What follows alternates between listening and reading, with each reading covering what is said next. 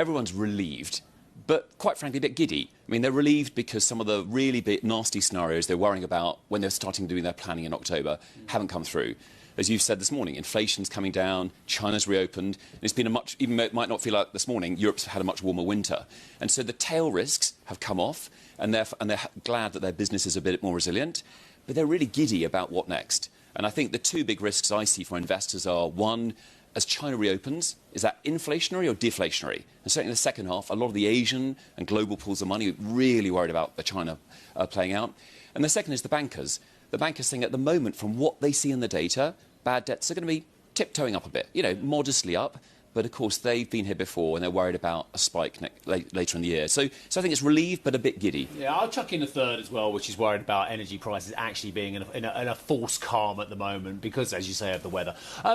That comment you made about China, Huw, I think just typifies everything at the moment. So China reopening should be a slam dunk for the economists. All those genius economists out there who tell us how good they are, they should be able to just say, oh, it means X, Y, Z. But you're absolutely spot on. Yeah. Nobody knows if China reopening is inflationary or deflationary. The great driver of global growth over the last 20 years, without doubt China and emerging nations, what have you. But we still... So that's a brilliant summary of uncertainty. Should be a slam dunk. We should know what's going on, but actually we don't know what it means. No, and I think so that comes to us like two other themes. One is then what the dog that didn't bark this week is tech valuations. So I was in a great session of some of the world's most famous investors. No one mentioned tech valuations. Maybe it came indirectly because the session was on long-term investing. So every tech investor is an even longer-term investor now.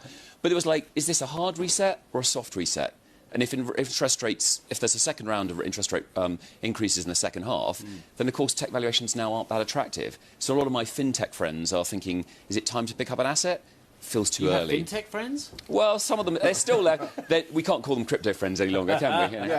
Yeah, and yet this week there was a day when we saw a big move on the Dow, but it was more of a rotation.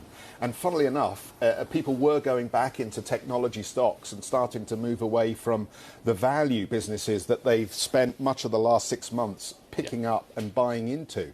So again, I think that just adds to your message about the giddiness and the uncertainty that we're seeing at the moment, because nobody can quite believe that we're walking away from the tech story, from the growth that it promises, from the innovation that we hope will help us into a new cycle.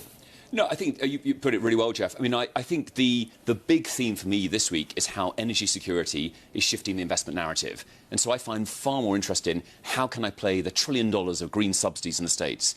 Will Europe respond? And if Europe responds, how can everyone get all in on European green subsidies?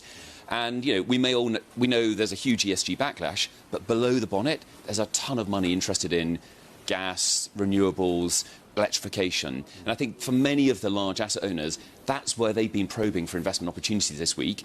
And climate tech comes into it because it's climate tech. It's EV. It's still tech, isn't it? But it's around the green subsidies. And look, I was thinking, I wrote a piece just before Davos saying the IRA, the Inflation Reduction Act, is probably as big as when France went nuclear in '74. You know, it's the next 15 years will be dominated by a new energy regime. And there's a ton of money to be made around playing this theme.